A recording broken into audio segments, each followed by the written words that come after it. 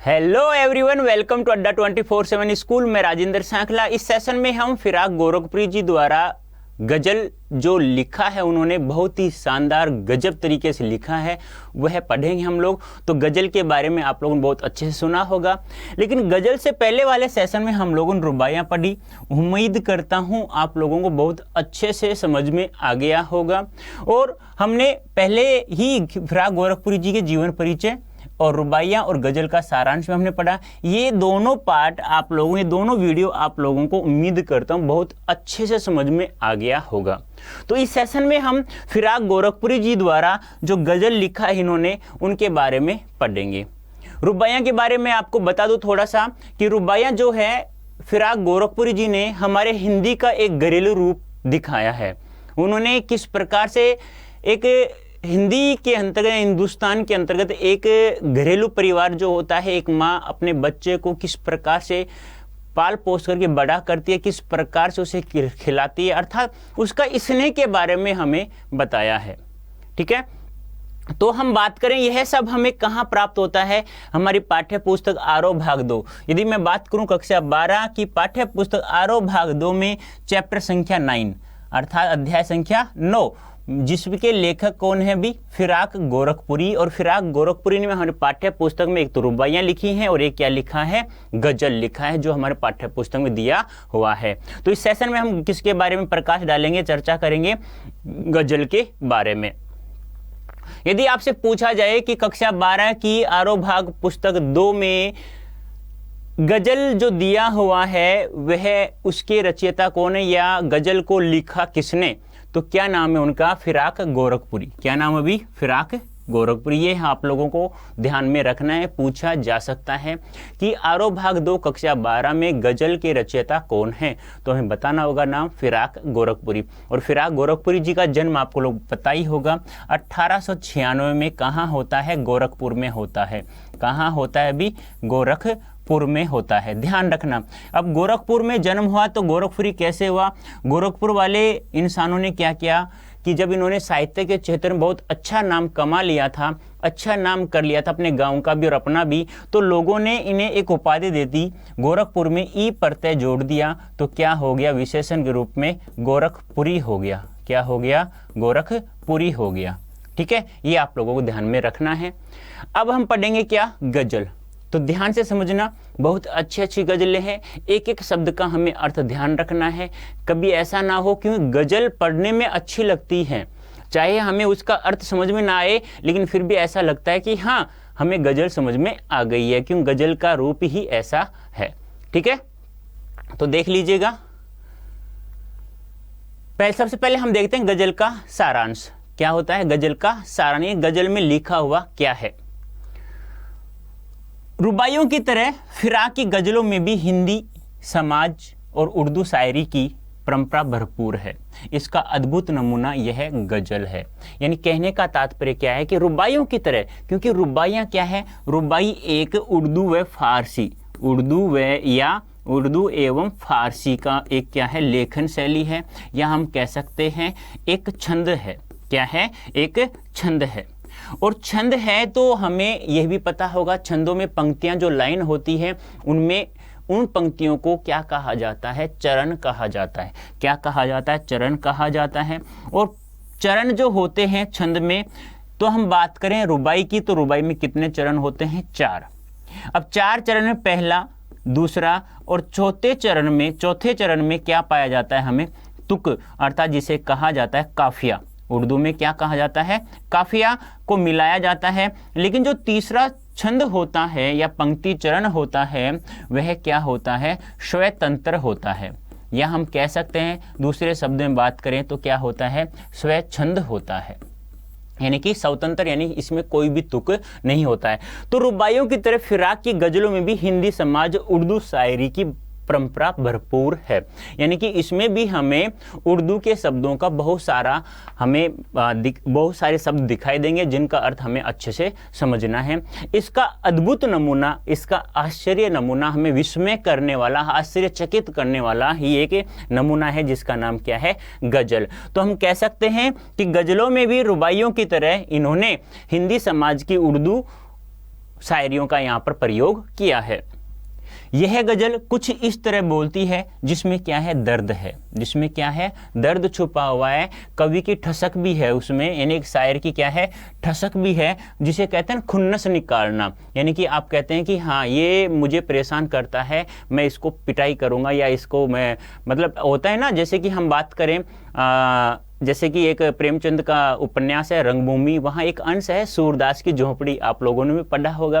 तो उसमें क्या होता है कि जो सूरदास है, सूरो जिसे सूर्य कहा जाता है अध्याय में, तो उसमें एक भैरव होता है, उसकी पत्नी को जब वो भैरव मारता है तो सुभागी, जो उसकी पत्नी, भैरव की पत्नी सुभागी, वह सूरदास की झोंपड़ी में छुप जाती है, तो उसे मारने सूरदास नहीं देता है। लेकिन लोगों के स्वभाव के अनुसार लोगों का जो काम होता है एक दूसरे पर लांछन लगाना, तो ऐसा ही लांछन उन दोनों पर लग जाता है। तो भैरव को एक ठसक हो जाती है, एक खुन्नस हो जाती है कि मैं सूरदास को सबक सिखाऊंगा। फिर उसने क्या कर देता है, वो उसकी झोंपड़ी में आग जला देता है और उसकी थैली की पोटली है जो पैसों की, उसे निकाल ले जाता है। तो वही बात है यहाँ पर, क्या कहूँ मैं, कि जो दर्द है, जो ठसक है, जो खुन्नस है लेखक की, यानी कि जो मैं अपने दर्द को कैसे बखान करूं, लोगों को कैसे सुनाऊं, तो वैसे तो सुना नहीं सकता, तो उन्होंने क्या किया, गजल के रूप में हमारे सामने उपस्थित कर दी हमारी पाठ्य पुस्तक में। और साथ ही काव्य शिल्प की वह ऊंचाई जो गजल की विशेषता मानी जाती है। यानी कहने का तात्पर्य क्या है, काव्य शिल्प, यदि काव्य शब्द का हम टुकड़ा करें तो कवि शब्द में यह प्रत्यय जुड़ा हुआ है, कवि शब्द में क्या जुड़ा हुआ है, यह प्रत्यय जुड़ा हुआ है, तो कवि में यह जोड़ेंगे तो क्या हो जाएगा, काव्य हो जाएगा। कहने का तात्पर्य क्या है, इसमें इन्होंने गजल में अलंकारों का, किसका, अलंकारों का, रसों का, गुणों का, इनका भी इसमें क्या किया है, प्रयोग किया है, जो काव्य शिल्प की ऊंचाई, जो गजल की विशेषता मानी जाती है। इसका मतलब हमें एक बात समझ में आ गई कि गजल में इन्होंने हिंदी समाज की उर्दू शायरी का प्रयोग किया है रुबाइयों की तरह। दूसरी सबसे बड़ी बात, इसमें लेखक की हमें एक दर्द, उसकी ठसक भी दिखाई देती है, साथ में काव्य शास्त्र का या काव्य शिल्प का भी इन्होंने इसमें प्रयोग किया है। अब देखिए जो पहली गजल है, नोरस गुंचे पंखड़ियों की नाजुक गिरे खोले हैं, या उड़ जाने को रंगो बू गुलशन में पर तोले हैं। अब देखिए ध्यान से समझना है, नो रस गुंचे पंखड़ियों की नाजुक गिरे खोले हैं। नो रस होता है, हम कह सकते हैं कि साहित्य के नो रस, क्या कह सकते हैं, साहित्य के नो रस, या हम दूसरा अर्थ ले यहां पर तो कह सकते हैं नया रस, क्या कह सकते हैं, नया रस, ठीक है। गुंचे, गुंचे होता है कली, या हम कह सकते हैं कलियां, बहुवचन बनाएं तो, ठीक है। पंखुड़ियां, पंखुड़ियां ही होती हैं पत्तियां, जिसे हम कह सकते हैं, यदि अर्थ निकालने की कोशिश करें तो पत्तियां, लेकिन यहां जब हम इसका भावार्थ करेंगे तो पत्तियां नहीं लेकर के पंखड़ियों को लेंगे। जैसे एक फूल की जो पंखड़ियां नहीं होती, पत्तियां, तो हम कह सकते हैं फूल की पत्ती है भी ये, लेकिन उन्हें पंखुड़ियों के रूप में ही यदि हम यहाँ भावार्थ निकालें तो बहुत अच्छे समझ में आ जाएगा। नाजुक, नाजुक अर्थ होता है कोमल, नाजुक अर्थ क्या होता है, कोमल। गिरहें, गिरहें होती है गांठें, गिरें क्या होती हैं, गांठें, ठीक है। खोले, खुलती हैं। या उड़ जाने को रंगोबू, रंगोबू यानी खुशबू, एक ही शब्द में बताऊं तो मैं कह सकता हूं खुशबू, क्या कह सकता हूं, खुशबू, खुशबू,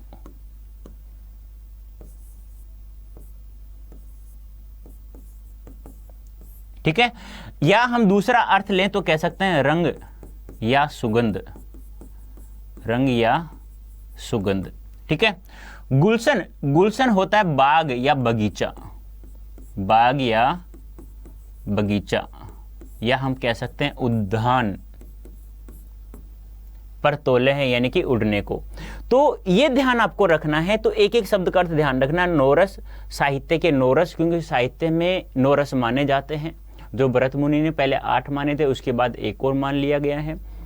फिर गुंचे, कली या कलियां, पंखुड़ियां, पत्तियां, नाजुक, कोमल, घिरें, गांठें, उड़ जाना, उड़ना, रंगोबू, खुशबू या रंग या सुगंध, गुलशन, बाग या बगीचा या उद्यान। तो एक बार देख लीजिए, नोरस क्या होता है, साहित्य के नोरस, या दूसरा अर्थ हम लेंगे नया रस, लेकिन हम यहाँ इसी का प्रयोग यहाँ करेंगे, नया रस। गुंचे, गुंचे होता है कली या कलियां। घिरें, घिरें होता है गांठें, गांठ तो एक हो गया, घिरें जब बहुवचन दिया हुआ है तो हमें गांठें ही लिखना है, गांठें, ठीक है। गांठें यानी कि इकट्ठी, गांठ नहीं हो तो घिरे, गांठ होती है जो उसमें क्या होता है जब गांठ लगा देते तो बहुत सारी पत्तियां जैसे फूलों की होती हैं तो उसमें गांठ होती है, बहुत सारी पत्तियों का एक झुंड होता है। रंगोबू, रंगोबू होता है रंग और खुशबू, अच्छी या अच्छी सुगंध कह सकते हैं। गुलशन, गुलशन बगीचा या बाग। पर पंख, पर पंख, पर तोले हैं पंख फैलाते हैं। तो समझ में आ गया। नोरस, साहित्य के नोरस या नया रस। गुंचे, गुंचे होता है कलियां या कली। घिरे, घिरे होता है गांठें। रंगोभू, रंगोभू क्या होता है रंग या खुशबू या अच्छी सुगंध। गुलशन, गुलशन होता है बगीचा या बाग। पर का अर्थ होता है पंख, पर का अर्थ क्या होता है पंख। पर तोले हैं पंख फैलाते हैं।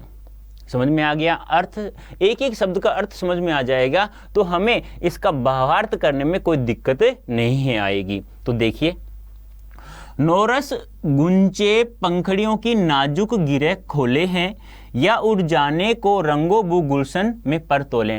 कहने का तात्पर्य क्या है, शायर यहाँ क्या कह रहा है, यहाँ प्रकृति का वर्णन कर रहा है। किसका वर्णन कर रहा है, प्रकृति का वर्णन कर रहा है, प्रकृति का वर्णन कर रहा है। ये हमें ये कहाँ काम आएगा, ये हमें जब प्रसंग लिखते हैं ना तो उसमें हमें सारांश रूप में लिखना होता है कि प्रस्तुत गजल में या प्रस्तुत काव्यांश में किसका वर्णन किया गया है, तो इसमें प्रकृति का वर्णन किया गया है। तो शायर क्या कहता है कि जो कलियां हैं वो अपनी नाजुक, अपनी कोमल पंखड़ियों को की गांठें खोल रही हैं क्योंकि वो नए रस से भर गई हैं। यानी कि जो कलियां हैं जो नए रस से भर चुकी हैं वे अपनी कोमल कोमल गांठों को खोल रही हैं, अपनी कोमल कोमल गिरहें को खोल रही हैं। कहने का तात्पर्य क्या है, जो नाजुक कलियां थी अब वो धीरे धीरे क्या हो रही हैं, खुल रही हैं। खुलने से क्या बन रही है, फूल बन रही हैं। क्या बन रही हैं, फूल बन रही हैं। और फूल बनने से शायर क्या कहता है, या उड़ जाने को रंगोबू गुलशन में पर तोले हैं। अब कवि क्या कहता है, या उड़ जाने को रंगोबू, ये कहने का तात्पर्य क्या है, जब वो गिरे हैं जो नाजुक नाजुक कलियां जब वो खुलती हैं तो अपने पक्षियों की तरह उड़ने के लिए अपने ऐसा लगता है कि वो पंख फैला रही हैं। और जिस प्रकार से जब जो कोमल कोमल जो पंखुड़ियां होंगी, जो गुंचे कलियां होंगी, वे उस पूरे बगीचे में जब वो खुलेंगी एक फूल बनेंगी तो उनकी खुशबू के मारे पूरा बगीचा क्या होता है, महक उठता है। क्या होता है, महक उठता है। तो एक बार वापस देखें, एक बार वापस समझा देता हूं। नोरस गुंचे पंखड़ियों की नाजुक गिरहें खोलें, कवि कह रहा है अर्थात शायर कह रहा है कि जो कलियां हैं जो नए रस से भर चुकी हैं वे अपनी कोमल कोमल गांठों को या पंखड़ियों को क्या कर रही हैं, खोल रही हैं। अर्थात जो गांठें थी अब वो क्या बनने जा रहे हैं, फूल बनने जा रहे हैं। और जैसे ही वो फूल, वो पत्तियां जो पंखुड़ियां हैं वो जब फूल के रूप में खिलेंगी तो ऐसा लगता है कि उन्होंने इस पूरे आसमान में, इस पूरे बगीचे में उड़ने के लिए अपने पंख फैला रही हैं। जिस प्रकार से पक्षी अपना पंख फैलाता है उसी प्रकार से ये जो पत्तियां हैं, ये जो पंखड़ियां हैं, ये भी अपने क्या कर रही हैं, पंखों को खोल रही हैं उड़ने के लिए। और जैसे ही वो जो नाजुक नाजुक गांठें या पंखुड़ियां थी खुल गई हैं, अब वो खुलेंगी तो एक फूल बनेगा तो उसकी जो खुशबू है उससे पूरा बगीचा या बाग है खुशबू से महक उठता है।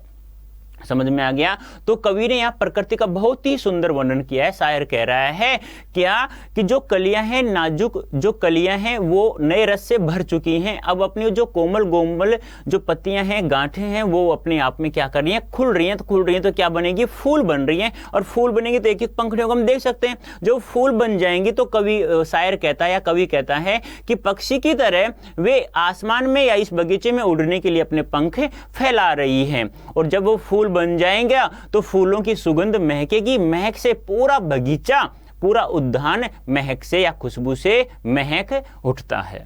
ठीक है।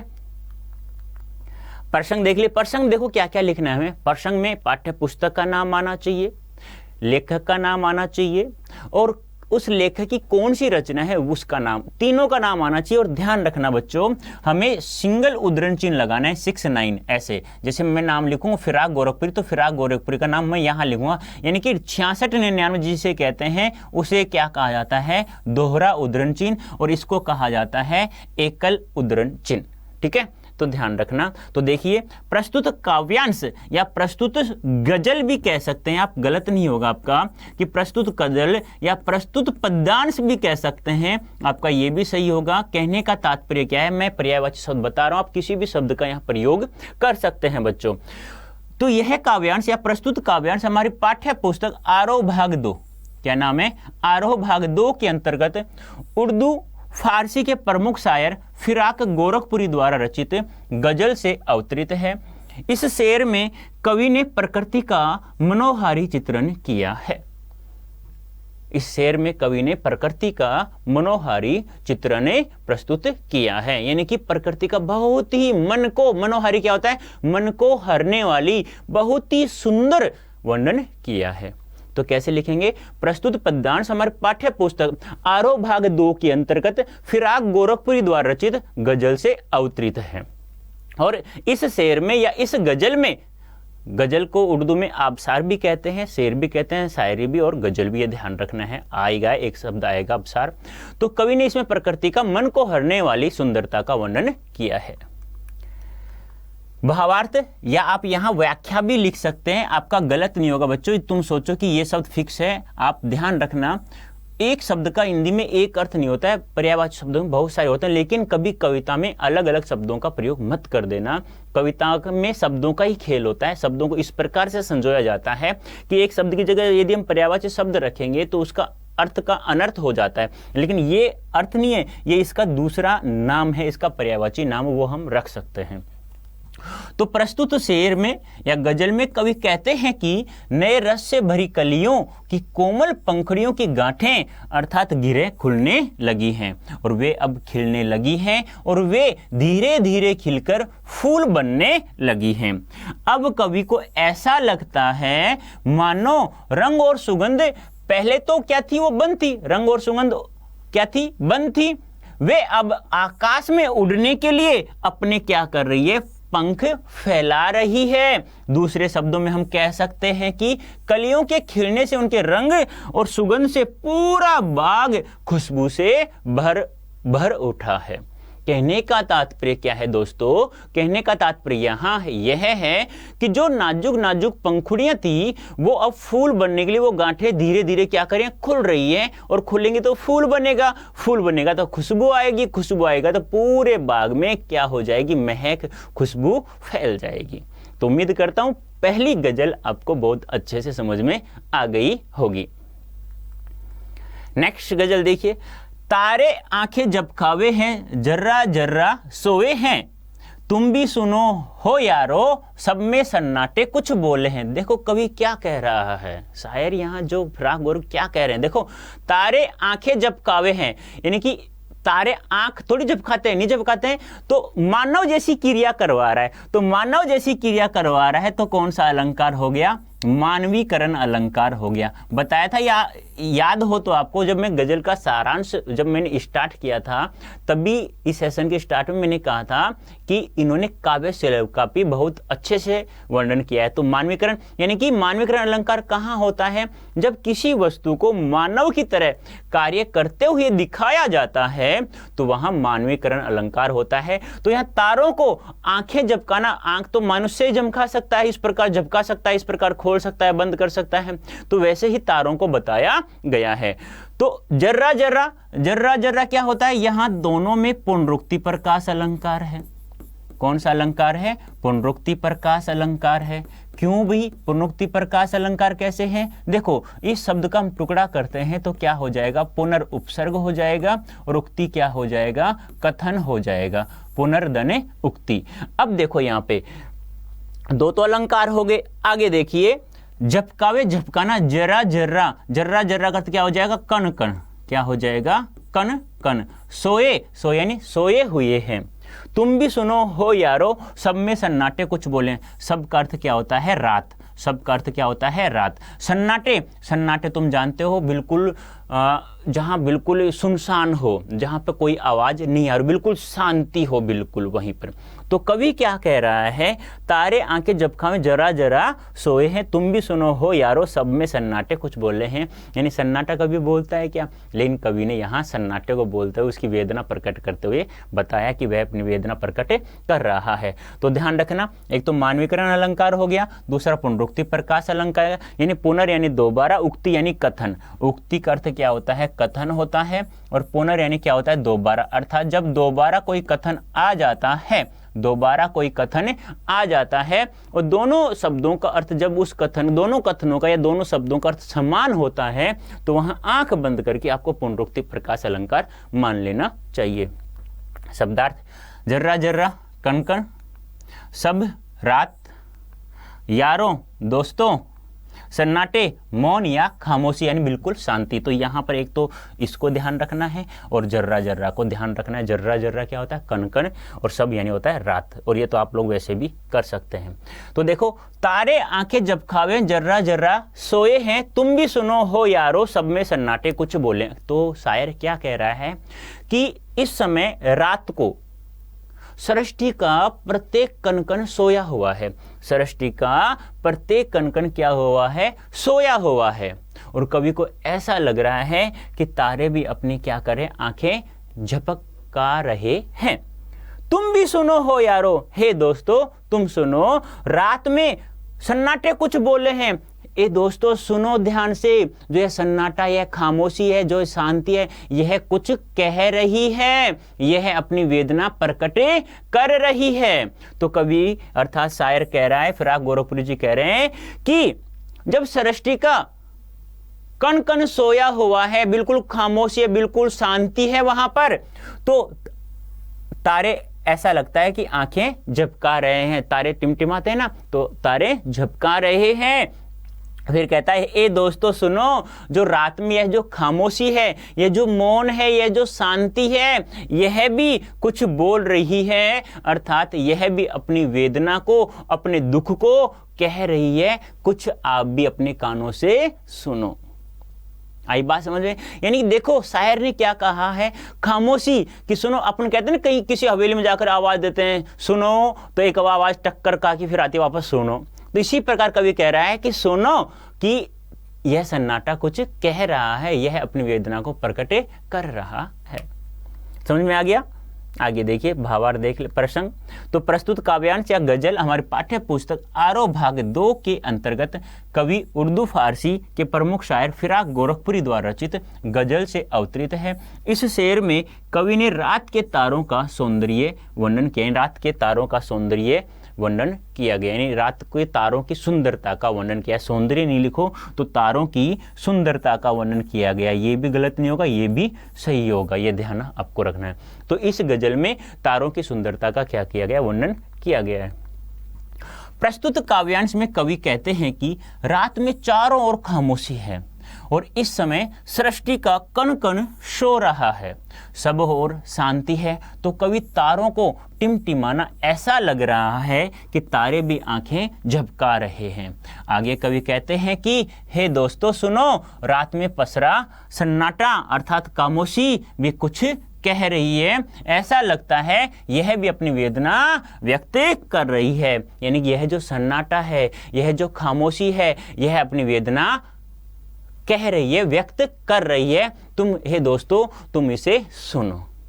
तो समझ में आ गया? तो देखो कवि क्या कह रहा है, यानी कि कवि यानी अर्थात शायर क्या कह रहा है कि चारों ओर खामोशी है, चारों ओर बिल्कुल सन्नाटा है, रात का समय है, तो चारों ओर शांति हो, सब लोग सो रहे हैं। तो कवि कह रहा है सृष्टि का जो प्रत्येक कण कण है वह सोया हुआ है।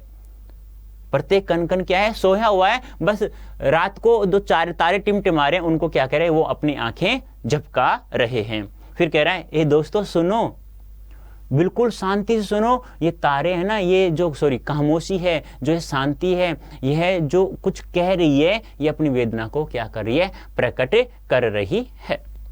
तो उम्मीद करता हूं यह भी गजल दूसरी समझ में आ गई होगी। अब देखिए विशेष देख लेते हैं, क्योंकि विशेष में यहाँ पे अलंकारों का प्रयोग हुआ तो विशेष लिखना बहुत जरूरी था। भाषा में हिंदी और उर्दू का मिश्रित रूप है, क्योंकि आप लोगों को पता है कि यहाँ इन्होंने हिंदी और उर्दू के साथ साथ लोक भाषा का भी इन्होंने प्रयोग किया है, जिसे हम हिंदुस्तानी भाषा कह सकते हैं। तो कह सकते हैं भाषा में हिंदी व उर्दू का मिश्रित रूप है। पूरी गजल में गीतात्मकता है, और पूरी गजल में क्या है, गीत, यानी गीत की तरह। गीतात्मक क्या होती है कि हम इसे गीत की तरह भी गा सकते हैं।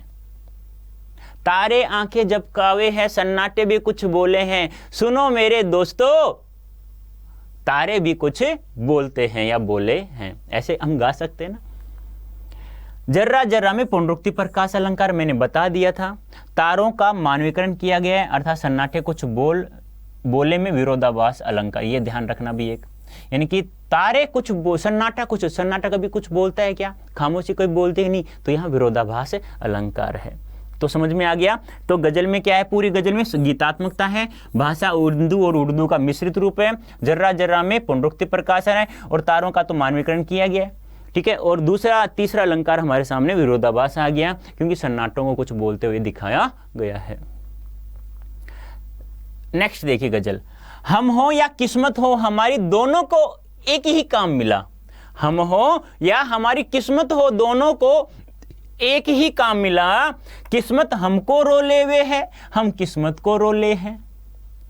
देखो क्या कह रहा है शायर कि हम हो या किस्मत हो, हमारी दोनों को एक ही काम मिला है। किस्मत को भी काम एक ही रोले और हमें भी एक ही काम रोले। कहने का तात्पर्य क्या है, यहां दोषारोपण किया है कवि ने, यहां अपनी किस्मत के बारे में दोषारोपण किया है। तो देखिए हम, कवि क्या कह रहा है, शायर क्या कह रहा है, सुनो। हम हो या किस्मत हो, हमारी दोनों को एक ही काम मिला। कवि कह रहा है, यहाँ पहली बात मतलब प्रसंग के रूप में कि यहाँ कवि अपनी किस्मत को दोष दे रहा है। आप कहते हैं ना मेरी किस्मत में ऐसा ही लिखा है, कहते हो ना, आप लोग सुना होगा, आप लोगों ने, आपने नहीं कहा, आपको कहना भी नहीं है, किस्मत को कभी दोष देना भी नहीं है। कारण क्या है, कारण यहाँ यह है दोस्तों, क्या इंसान किस्मत अपनी खुद बनाता है। यदि वह इंसान किसी के बारे में बुरा नहीं सोचता है तो उसको कभी भी उसका बुरा नहीं हो सकता। और जिस दिन आप लोगों ने बुरा सोचना लग गए तो आपकी किस्मत है ना, आपकी उल्टी हो जाएगी। तो कहते हैं ना, आप कर्म खुद करते हो और अपने कर्म भी खुद लिखते हो, किस्मत को खुद बनाया जाता है हमेशा। माता पिता खुश रखो, किसी दूसरे की बुराई मत करो, बस अपनी किस्मत फिर देखो कहाँ ले जाती है हम लोगों को। अब देखो, अब कवि यहाँ किस्मत को दोष दे रहा है। क्या कह रहा है कि मुझे और किस्मत को, दोनों को बस एक ही काम मिला है। किस्मत को और मुझे केवल एक ही, दोनों को, हम दोनों को, किस्मत और मुझे केवल एक ही काम मिला है। वो क्या है, किस्मत हमको रो लेवे, हम किस्मत को रो ले। क्या तो किस्मत मुझे रोती है या मैं किस्मत को रोता हूं? क्यों? मैं कहता हूं ना, अरे भाई मेरे जिंदगी में मेरी किस्मत ही फूटी है, तभी तो मेरे साथ ऐसा हमेशा बुरा बर्ताव होता है। ऐसा मैं जब किसी का बुरा नहीं कर रहा हूं तो मेरे साथ बुरा बर्ताव हो रहा है। तो ठीक है, तो कवि क्या कह रहा है कि हम हो या किस्मत हो, हमारी दोनों को एक काम है। कवि कह रहा है कि हमें और हमारी किस्मत को, दोनों को बस एक ही काम है, यानी एक ही काम मिला है, यानी एक ही काम है हम दोनों को, या एक ही काम मिला है। क्या तो हम किस्मत को रोले और किस्मत क्या हमको रोले हैं, या तो हम किस्मत को रोल लेते हैं और किस्मत हमें रोल लेती है। कहने का तात्पर्य क्या है, साधारण शब्दों में कहें तो हम कभी तो किस्मत को अपना दोषी मानते हैं किसी भी कारण वजह से, या किस्मत हमें दोषी मानती है किसी भी कारण से। प्रसंग वही सेम बातें हैं, ध्यान रखना, बस अंतिम जो लाइनें हैं वो बदल जाएगी, ये चीजें तो सेम में है वही। प्रस्तुत काव्यांश गजल हमारी पाठ्य पुस्तक आरोह भाग 2 के अंतर्गत उर्दू फारसी के प्रमुख कवि फिराक गोरखपुरी द्वारा रचित गजल से अवतरित है। इस शेर में कवि ने खुद को और किस्मत को, दोनों को एक ही जैसा बता रहा है, अर्थात इसमें मनुष्य के दोषारोपण करने की प्रवृत्ति को बताया। बात तो सही है, एक साधारण मनुष्य हमेशा अपनी ही किस्मत को दोष देता है, चाहे वह दूसरों का बुरा सोच रहा है, चाहे वह अधर्म कर रहा है, चाहे वह अच्छे कार्य न करके बुरे कार्य कर रहा है, फिर भी वह अपनी किस्मत को ही दोष देता है दोस्तों। क्यों? क्योंकि आप लोग भी सुनते हैं और आप लोग कहते भी होंगे, या हम लोग भी सुनते हैं, हम लोग भी कहते हैं कि मेरी किस्मत ही फूटी है भी, इसलिए तो मुझे अच्छी नौकरी प्राप्त नहीं हो रही। अरे बच्चों, आपका काम है पढ़ने का, आप पढ़ते जाओ, किसी का बुरा मत सोचो और माता पिता को हमेशा खुश रखो, फिर देखो कहाँ चलते हो आप लोग। यानी कोई अच्छी सी नौकरी मिलेगी आपको, IAS RAS बनोगे आप 100%, बस अपने कर्म पर विश्वास करना। कहते हैं ना, भगवान के घर देर है अंधेर नहीं है बच्चों, तो आपको पढ़ते रहना है, बस मेरी बातों को ध्यान रखना, कर्म करते रहना और कभी किसी का बुरा मत सोचना। जिस दिन बुरा सोचने लगे उसका तो बुरा नहीं होगा, उसके पीछे पीछे तुम्हारा बुरा होता चला जाएगा, तो बुरा मत सोचना, ध्यान रखना कभी भी किसी का। तो प्रस्तुत काव्यांश में कवि खुद को और अपनी किस्मत को दोनों को एक जैसा बता रहे हैं और कह रहे हैं कि दोनों ही अंधेरे में डूबी हुई हैं। फिर कहते हैं कि हम दोनों एक ही काम करते हैं, कौन कौन? किस्मत और हम, और वह काम है रोने का। इस प्रकार शायर अपनी किस्मत को दोषी मानता है, इसलिए किस्मत पर रोता है। किस्मत मेरी दशा को देखकर रोती है, दोनों एक दूसरे को देखकर रो लेते हैं, अर्थात दोनों ही दुनिया से अपना दर्द छुपाते हुए और अफसोस करते हुए रो रहे हैं। आई बात समझ में? नहीं आई? बता दो मुझे जल्दी से। आगे ना, तो कहने का तात्पर्य क्या है? कहने का तात्पर्य यहाँ यही है कि किस्मत को और स्वयं को शायर ने एक जैसा बताया है कि क्या तो मैं अपनी किस्मत को रोता हूँ या वो मुझे रोती है कि मुझे ऐसा इंसान मिला है, मेरी किस्मत फूट गई है, यानी मेरी जो अच्छे इंसान के पास मैं जाना चाहती थी लेकिन आ गई, मैं इसके पल्ले पड़ गई हूँ। तो कहते हैं ना, कभी इंसान जब शादी हो जाती है एक दूसरे पर दोषारोपण करते हैं, तो वही बात यहाँ कवि कर रहा है। नेक्स्ट देखिए गजल। जो मुझको बदनाम करे काश वे इतना सोच सके, मेरा पर्दा खोले या अपना पर्दा खोले। पर्दा का अर्थ क्या होता है? रहस्य। मैंने यही शब्दार्थ लिख दिया, वैसे एक ही शब्द समझना तुम्हें। देखो क्या कह रहे हैं, जो मुझको बदनाम करे, जो मुझको बदनाम करे काश वे इतना सोच सके, मेरा पर्दा खोले या अपना पर्दा खोले। यानी कि जब आप किसी के रहस्य की बात बता रहे हो, जब आप किसी कमियों को गिना रहे हो, तो ऐसा लगता है कि तुम्हारे साथ ऐसा हुआ है कभी। ठीक है, जैसे मैं उदाहरण दे देता हूं, जैसे आप लोगों ने सीरियल देखते हो ना, सीरियल आते हैं, जैसे कि मैं 2-4 का नाम बता देता हूं। जैसे एक तो आता है कुमकुम भाग्य, ठीक है, आता है ना कुमकुम भाग्य, ससुराल सिमरन का, इस प्रकार 2-4 सीरियल आते हैं। तो जैसे कि अब ये मत कहना कि सर आपके ऊपर ऐसा हुआ है। जैसे ही इंसान सुबह से शाम जब ऑफिस में काम करता है, शाम को जाता है, तो कहता है अभी जल्दी से खाना ले आओ, बस रुको रुको आ रही हूँ, बस 2 मिनट का ऐड आ रहा है, बस अभी आ रही हूँ, ऐड आ जाता है। फिर कहता है कि 2 मिनट, अरे भाई आ गया होगा अब तो खाना, बस रुको रुको, बस खत्म होने वाला है। तो ऐसा मत कहना कि सर के साथ ऐसा हो रहा है, मैं बता रहा हूं। तो वही बात यहां हो रही है, क्या कि जो मुझको बदनाम करे काश वो इतना सोचे। कवि कह रहा है जो मेरी बुराइयां कर रहा है, जो मेरी कमियां कर रहा है, जो मुझे बदनाम कर रहा है, जो मेरे रहस्य खोल रहा है, बस वो थोड़ा सा इतना सोच ले, इतना स्वयं अपने बारे में सोच ले, क्या तुम मेरा पर्दा खोल, तुम मेरा रहस्य खोल रहे हो या अपना पर्दा? मुझे लगता है तुम अपनी कमियों को खुद के बारे में बता रहे हो। तो अपना पर्दा खोले का मतलब क्या है? अपने बारे में बताना, अपने बारे में बताना, यानी कि अपने रहस्य खुद ही खोलना। और ध्यान रखना, आपकी जो सीबीएसई है, जो आपका जो पेपर करवाती है सीबीएसई, तो ध्यान रखना बच्चों, वो यहीं से ऐसे ही प्रश्न उठाती है।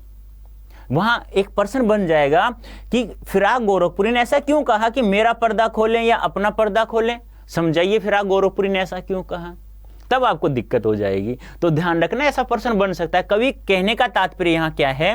अपना पर्दा कहने का तात्पर्य, जब कोई व्यक्ति मेरी बुराई कर रहा है, मेरे रहस्य को खोल रहा है, तो उसे ये नहीं पता वो मेरे रहस्य नहीं खोल रहा है, वह स्वयं की बुराई अर्थात स्वयं के रहस्य खोल रहा है, अर्थात वह स्वयं अपने बारे में बता रहा है।